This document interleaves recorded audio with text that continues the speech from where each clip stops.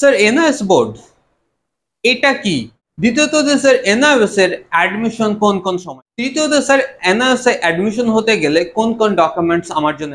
NIS থেকে pass করার পর ওই সার্টিফিকেট আমি কোন কোন ক্ষেত্রে অ্যাপ্লাই, কত টাকা লাগতে পারে, আমি কি এখন ভর্তি হতে পারবো, আমি অক্টোবরের মধ্যে কি আমি আমার এক্সাম কমপ্লিট করতে পারবো, এপ্রিল 2026 এই সময়ের মধ্যে কি আমি এক্সাম কমপ্লিট করতে পারবো?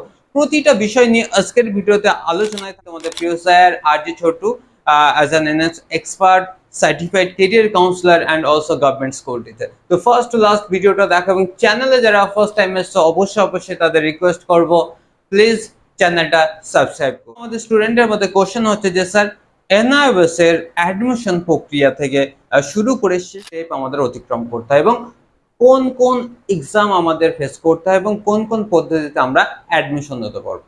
তো সর্বপ্রথম বলে রাখি যে এনআইএস কিন্তু দুটো পদ্ধতি অর্থাৎ দুটো টার্মে কিন্তু এরা এক্সাম করে। আমি তোমাদেরকে দেখাচ্ছি, দেখো এনআইওএস একটা বোর্ড, ওকে। এই এনআইএস বোর্ড তোমার প্রথম হচ্ছে কিনা দুটো টার্মে এরা কিন্তু করে। একটা হচ্ছে আমরা যেটাকে বলা হয় পাবলিক, সেকেন্ড যেটা বলবো আমরা কি বলবো অন ডিমান্ড এক্সাম। এবার আমাদের মধ্যে কোশ্চেন হতে পারে যে স্যার আমাদের পাবলিক এক্সামটা কখন হয়? দেখো বছরে আমাদের দুটো এক্সাম হচ্ছে পাবলিক এক্সাম, একটা হচ্ছে কিনা এপ্রিল আর একটা হচ্ছে কিনা। স্যার অন ডিমান্ড এক্সামটা কখন হবে সেটাও আমি কম্পেয়ার বলে দিচ্ছি, একটা জানুয়ারি থেকে মার্চ, জুলাই, সেপ্টেম্বর এক্সাম। আমরা আমাদের যেটা রয়েছে সিস্টেম, একটা পাবলিক এক্সাম একটা অন ডিমান্ড এক্সাম, বছরে দুবার করে হচ্ছে কি না পাবলিক এক্সাম, একটা এপ্রিল এবং একটা অক্টোবর। অর্থাৎ তুমি যদি মনে করো এপ্রিল মাসে এক্সাম দেবে, এপ্রিলের মধ্যে কমপ্লিট হয়ে যাবে, যদি মনে করো অক্টোবরে দেবে অক্টোবরের মধ্যে করে। সেকেন্ড হচ্ছে অন ডিমান্ড এক্সাম, জানুয়ারি থেকে মার্চ একটা হয় আর একটা জুলাই থেকে সেপ্টেম্বর হয়। ওকে, তাহলে ক্লিয়ার এখনো পর্যন্ত? অর্থাৎ এটা যদি আমরা ক্যালকুলেশন করি দেখতে পাবো যে এনআইওএস এর অ্যাডমিশন কিন্তু সারা বছর ধরেই চলছে। এবার আসি যে স্যার আমি তো প্রসেস বুঝতে পারলাম, এখানে যে স্যার এখানে ছোট্ট একটা কম্পেয়ার আমাদের মধ্যে আসে, সেটা হচ্ছে যে স্যার পাবলিক এক্সাম আর অন ডিমান্ড এক্সাম একটু ডিফারেন্টটা যদি একটু বলতেন তাহলে আমাদের সুবিধা হতো। প্রথম কথা হচ্ছে দেখো আমাদের যেহেতু একটা সিলেবাস ভিত্তিক এক্সাম হবে, তো সুতরাং আমরা জানবো যে সিলেবাসটা কতটা ইম্পর্টেন্ট, আন্ডারস্ট্যান্ড? তো সিলেবাসটার ক্ষেত্রে যেটা আমরা দেখবো যে পাবলিক এক্সামে যদি তুমি 60% সিলেবাস কমপ্লিট করো, কমপ্লিট, অর্থাৎ তুমি 60% সিলেবাস যদি তুমি করো, মনে করো তোমার 30 চ্যাপ্টার রয়েছে, 30-র মধ্যে 60% মানে হচ্ছে 18টা যদি চ্যাপ্টার কমপ্লিট করো তোমার 100% সিলেবাস কমপ্লিট হয়ে গেল। বাকি 40% সিলেবাস টিএম এর মধ্যে থাকে, ওটা টিউটোর মার্ক অ্যাসাইনমেন্ট, যেটা তুমি ফুল মার্কসই পেয়ে যাবে। এবার আসি on demand. On demand exam যেটা এখন জানুয়ারি টু মার্চ, এটা স্টপ আছে এখন, বাট এখন এটা অন আছে, তো জুলাই টু সেপ্টেম্বর। এখানে সিলেবাসের যদি আমরা কম্পেয়ার করি, এখানে কিন্তু তোমায় 100% সিলেবাস কভার করতে হবে, অর্থাৎ 60-60-100 মানে অ্যাকচুয়াল অন ডিমান্ডটা কিন্তু হিউজ একটা সিলেবাস তোমায় মেনটেন করতে হবে উইথ ভেরি শর্ট টাইমের মধ্যে। যদি তুমি অন ডিমান্ডের এক্সাম সিরিজ এই বছর দেখো, দেখবে যে ফিজিক্স কেমিস্ট্রি খুব কাছাকাছি ডেট রয়েছে, অর্থাৎ পর ডেট রয়েছে। তাহলে তুমি যদি 100% সিলেবাস কমপ্লিট না করতে পারো তাহলে কিন্তু তোমার সমস্যা। ওকে, তাহলে তুমি যে একজন স্টুডেন্ট, তুমি মনে করছো অন ডিমান্ড তুমি পারছো না, তাহলে এখন তোমার কি আছে, তাহলে তোমার এপ্রিল এক্সাম দিতে হবে, রাইট? এবার এপ্রিল এক্সাম দিতে গেলে অনেকেই বলছে যে স্যার এপ্রিল 2026 চলে যাচ্ছে, তাহলে এই যে 2026 চলে গেল তাহলে তো তার তো সমস্যা হচ্ছে। অর্থাৎ সে বলছে যে স্যার আমাকে তাহলে তো আগামীতে নিট দিতে হবে, এবার এনএস রেজাল্ট পেতে পেতে তো আমার অনেক দেরি হয়ে যাবে, তাহলে স্যার আমার কি? রাইট, দেখো তোমার ক্ষেত্রে আর একটা অপশন যেটা রয়েছে, তুমি অবশ্যই অন ডিমান্ড অ্যাপ্লাই করতে পারো। সেটা হচ্ছে কি এনআইওএস এর আর একটা সিস্টেম আছে যেটাকে আমরা টিওসি বলি, অর্থাৎ ট্রান্সফার অফ ক্রেডিট বলি। যে কোনো দুটো সাবজেক্টের মার্কস, মনে করো প্রিভিয়াস ওয়ান সিবিএসসি বোর্ডের তুমি স্টুডেন্ট, তুমি যে কোনো 5টা সাবজেক্টের মধ্যে যে কোনো দুটো সাবজেক্টের মার্কস যেটা পাস করেছো, সেই দুটো সাবজেক্টের মার্কস তুমি এনআইওএস এ ট্রান্সফার করতে পারো এবং এনআইওএস থেকে বাকি 3টে এক্সাম দিয়ে তুমি তোমার 5টা সাবজেক্টের ফুলফিল ক্রাইটেরিয়া পূরণ করতে পারো। ওকে, এটা গেল পাবলিক এক্সাম, গেল অন ডিমান্ড গেল। এবার এনআইওএস এর আরেকটা যেটা সুযোগ রয়েছে যেটাকে বলা হয় এনআইওএস এর স্টিম 2। কি আছে না, স্টিম 2, স্টিম 2। তো স্টিম 2 কারা এলিজিবল সেটাও তোমরা একবার দেখে নাও। স্টিম 2 এলিজিবল হচ্ছে তুমি অন্য কোনো বোর্ড, রাইট, সেটা ওয়েস্ট বেঙ্গল বোর্ড হতে পারে, সিবিএসসি হতে পারে, আইসিএসসি বোর্ডে হতে পারে, বা এবিসিডি যে কোনো বোর্ড হতে পারে। যদি তুমি ফেল করে থাকো বা দুটো সাবজেক্ট 8টি পেয়ে থাকো, কম্পার্ট পেয়ে গেছো তোমার রেজাল্টে, তাহলে সেই ক্ষেত্রে তুমি অ্যাজ সুন অ্যাজ পসিবল তোমাকে স্টিম 2 জন্য তুমি অ্যাপ্লাই করতে পারো ম্যাক্সিমাম 5টা সাবজেক্ট নিয়ে। অর্থাৎ মনে করো তুমি তোমার প্রিভিয়াস বোর্ডে তুমি মনে করো তোমার English, Bengali, physics, chemistry, biology রয়েছে, তুমি দুটো সাবজেক্টে ব্যাক পেয়ে গেছো, বায়োলজিতে আর ফিজিক্সে, তাহলে তুমি তোমার রেজাল্টে কি ফেল এসেছে, তাহলে এইটাকে উদ্ধার করবার জন্য তুমি ইমিডিয়েটলি এনআইওএস এ কনভার্ট করো স্টিম 2 তে। ওকে, তো স্টিম 2 তে যদি তুমি কনভার্ট করো তাহলে তোমার এক্সাম কিন্তু হয়ে যাবে আগামী অক্টোবরে, মানে এটা জুলাই, সেপ্টেম্বর, অক্টোবর, উইদিন 2 মান্থের মধ্যে, 2 মাসের মধ্যে তোমার কিন্তু এক্সাম হবে। ওকে, এবার কোশ্চেন হতে পারে যে স্যার আমি তো স্টিম 2 তে অ্যাডমিশন করব, তাহলে স্যার আমার সিলেবাস কি হবে? দেখো তোমাদের এই যে তোমার পাবলিক এক্সামের যে অক্টোবরে যে একটা এক্সাম হচ্ছে, এদের যে পাবলিক এক্সামের যে কোশ্চেন হবে স্টিম 2 এর কোশ্চেনে কিন্তু সেম হবে। অর্থাৎ এখানে যদি 60% সিলেবাস কভার করতে হয়, এখানেও 60% সিলেবাস কভার করতে হবে, অর্থাৎ খুব খুব ইজি।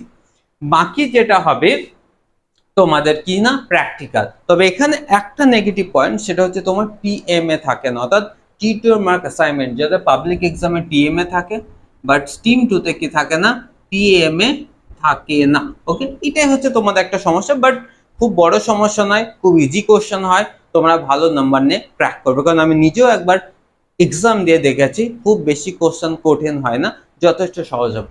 তাহলে কোশ্চেন হতে পারে যে স্যার সামনে তো অক্টোবরে এক্সাম, তাহলে স্যার স্টিম 2 মানে স্টিম 2 অ্যাপ্লাই ডেট কবে? এই 31 জুলাই। 31 জুলাইয়ের মধ্যে তুমি যদি অ্যাপ্লাই করো তাহলে আগামী অক্টোবর মাসের মধ্যে কমপ্লিট হবে। এখানে অনেক অ্যাডভান্টেজ রয়েছে। কেন? স্টিম 2 যদি তুমি করো তাহলে কিন্তু তোমার রেজাল্ট কিন্তু জানুয়ারির মধ্যে পেয়ে যাচ্ছ। আপকামিং যতগুলো এক্সাম আছে, সেটা যেই মেন, যেই অ্যাডভান্স, তোমার নিট, জেন পাস এবং অন্যান্য স্টেট লেভেলের যত রকম এক্সাম আছে, তুমি প্রত্যেকটা এক্সামে কিন্তু তুমি বুঝতে পারছো।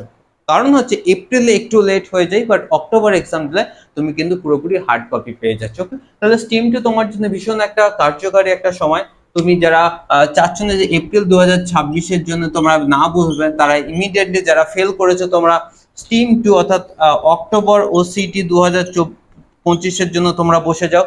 অ্যাজ সুন অ্যাজ পসিবল তোমাদের রেজাল্ট কমপ্লিট হবে। তাহলে দেখো, এনআরএস এর এক্সাম করাতে গেলে আমরা দুটো পদ্ধতি দেখছি, একটা পাবলিক এক্সাম, একটা অন ডিমান্ড এক্সাম। এর মধ্যে অন ডিমান্ডের মধ্যে টিওসি রয়েছে, স্টিম 2 রয়েছে। ওকে, তাহলে ক্লিয়ার হয়ে গেল। আচ্ছা, স্টিম 2 বা পাবলিক এক্সাম সম্পর্কে পুরো কনসেপ্ট ক্লিয়ার হয়ে গেল। এবার তোমাদের কোশ্চেন, লাস্ট ডেট কবে রয়েছে? ওকে, এই পাবলিক এক্সাম যেটা তোমরা দেখলে, পাবলিক এক্সাম এর লাস্ট ডেট হচ্ছে সেপ্টেম্বরের 15 তারিখ। আর তোমার হচ্ছে এখন আপকামিং একটা এক্সামের অ্যাপ্লাই চলছে, সেটা হচ্ছে যেটা এটা তোমার 15 জুলাই থেকে স্টার্ট হয়েছে। 28 জুলাই একটা উইদাউট লেট ফাইন আছে, এবং এটাই চলবে তোমার 11ই আগস্ট পর্যন্ত। অর্থাৎ এটা কাদের জন্য না, যারা রেজিস্টার করে রেখেছো, তোমরা যারা এক্সাম দাওনি তাদের জন্য 11ই আগস্ট। আরেকটা স্টিম 2 ক্ষেত্রে তোমাদের লাস্ট ডেট কি হচ্ছে, আমি বললাম 31 জুলাই। অর্থাৎ এই ডেটের অন ডিমান্ডের তো অ্যাপ্লাই চলছে, এই ডেটগুলোর মধ্যে তোমাদের কিন্তু অ্যাপ্লাই করতে হবে, তাহলে কিন্তু তোমরা তোমাদের as soon as possible তোমাদের এক্সাম কমপ্লিট হবে। ওকে, এবার চলে আসি, সরি অ্যাকচুয়ালি মাঝে মধ্যে এটাও পড়ে যাচ্ছে, বুঝতে পারছি না। ওকে গাইজ, তো যেটা বলছিলাম তোমাদের, এবার চলে আসছে স্যার কোশ্চেন হতে পারে স্যার আমার ডকুমেন্টস কি কি লাগবে। ইয়াস, ডকুমেন্টস। স্যার অ্যাডমিশন নেওয়ার পর কোন কোন আর কি কি প্রসেস রয়েছে, দেখো একটু ভিডিওটা লেন্থ হবে, কিন্তু তোমাদের কনসেপ্ট কিন্তু পুরোপুরি ক্লিয়ার হবে, এবং আমি বোর্ড ওয়ার্ক করছি যাতে তোমাদের কিন্তু খুব খুব সুবিধা হয়। ওকে, তো এবার আমাদের দেখো, সর্বপ্রথম আমাদের যে ডকুমেন্টস গুলো রিকোয়ার্ড লাগে, ডকুমেন্টস আমাদের এমপি বোর্ড সার্টিফিকেট, সঙ্গে তুমি অ্যাডমিট কার্ড দিয়ে দিবা, অ্যাডমিট কার্ড দিবা, এখানে আধার কার্ড, ওকে, সার্টিফিকেট থাকে, কাস্ট সার্টিফিকেট থাকে কাস্ট সার্টিফিকেট দিতে হবে, সিগনেচার, ফটো, মেল আর ফোন নাম্বার। ওকে, তাহলে এই ডকুমেন্টস গুলো তোমার মাধ্যমিকের জন্য তোমার কি লাগবে, আধার কার্ড লাগবে, তার সঙ্গে caste certificate, signature, photo, mail, phone number আর একটা সেলফ ডিক্লারেশন সার্টিফিকেট, এই ডকুমেন্টস কটা দিতে হবে। এবার কোশ্চেন হতে পারে যে স্যার আমি তো ডকুমেন্টস দিয়ে অ্যাপ্লাই করে দিলাম, আপনি আমাকে আমার মেলে রেজিস্ট্রেশন নাম্বার দিয়ে দিলেন, সমস্ত কিছু আমি তো পেয়ে গেলাম, স্যার এইবার আমাদের কি, দেখো সর্বপ্রথম যখন তোমরা অ্যাপ্লাই করবে, মানে এখন তোমার চলছে, দেখো এখন অ্যাপ্লাই যেটা যেটা চলছে সেটা হচ্ছে, দেখো স্ট্রিম 2 চলছে আর স্ট্রিম 1 চলছে, যেটা এপ্রিল 2026 চলছে। ওকে, তো স্ট্রিম 2 যারা অ্যাপ্লাই করবে অবশ্যই তোমাদের কিন্তু উচ্চ মাধ্যমিকের ফেল সার্টিফিকেট থাকতে হবে, অর্থাৎ তুমি যে ফেল করেছো সেটার মাস্ট থাকতে হবে, তার সঙ্গে আদার্স যে ডকুমেন্টস গুলো বললাম সেগুলো প্রতিটাই লাগবে।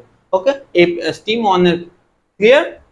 এবার সর্বপ্রথম যখন তোমাদের অ্যাপ্লাই করবে তখন সঙ্গে সঙ্গে তোমাদের মেলে একটা কি চলে যাবে, আইডি পাসওয়ার্ড চলে যাবে, তোমাদের ওটিপি যাবে, সেগুলো করার পর আমরা কিন্তু একটা তোমার জেনারেট করবো। কমপ্লিট হয়ে গেল তোমার ফর্ম ফিল আপ, এরপর হবে তোমার কি, শুরুতেই তোমার এক্সাম ফর্ম ফিল আপ হবে, তারপর হবে হচ্ছে তোমার টিএমএ হবে, পিসিপি হবে, প্র্যাকটিক্যাল হবে আর সর্বশেষ হবে রিটেন এক্সাম। তো এতগুলো ধাপ তোমাকে পার হবার পর তোমার কিন্তু ফাইনালি একটা রেজাল্ট আসবে। ওকে, তো স্টেপ বাই স্টেপ তোমায় কিন্তু করতে হবে। ওকে, তো তাহলে পুরো তোমাদের কনসেপ্ট আশা করছি ক্লিয়ার হচ্ছে। এইবার কোশ্চেন হলো যে স্যার আমি এই মুহূর্তে কি করতে পারবো, এখন তুমি যারা ফেল করা স্টুডেন্ট তোমরা স্ট্রিম 2 এর জন্য ইমিডিয়েট অক্টোবর সেশনের জন্য অ্যাপ্লাই করে দাও।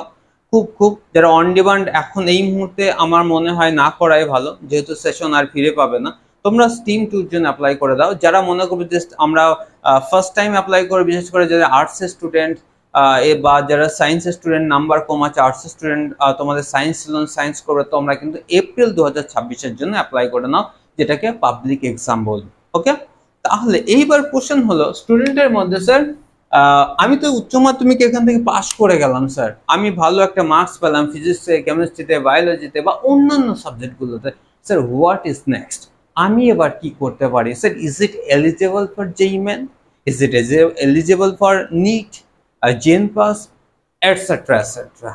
The answer is yes. কেন?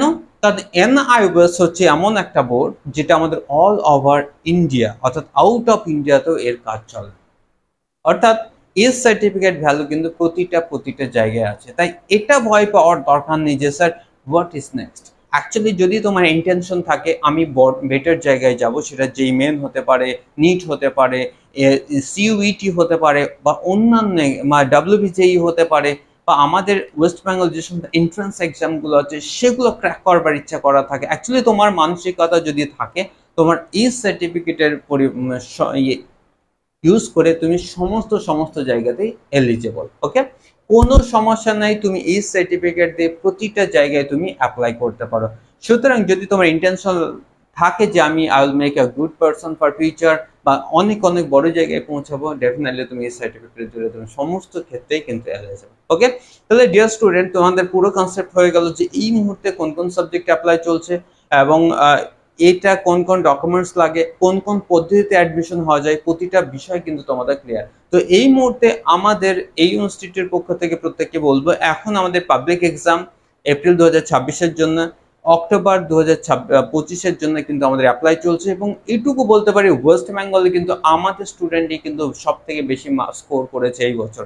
তো সুতরাং প্রত্যেককে বলবো যাদের মনে হচ্ছে যে আমাদের 80 to 95% মার্কস দরকার, 100% তোমরা আমাদের সঙ্গে যোগাযোগ করো। সিট লিমিটেড, আমরা বেশি দিন সিট দিতে পারবো না। অ্যাজ সুন অ্যাজ পসিবল আমাদের নিচে দেওয়ার নাম্বারে কন্ট্যাক্ট করো, আমরা তোমাদেরকে কিন্তু ভিডিওটা যদি ভালো লেগে থাকে অবশ্যই লাইক, শেয়ার এবং সাবস্ক্রাইব করো। তো আজকের মতো এখানে, প্রত্যেকে ভালো থেকো, সুস্থ থেকো, জয় হিন্দ।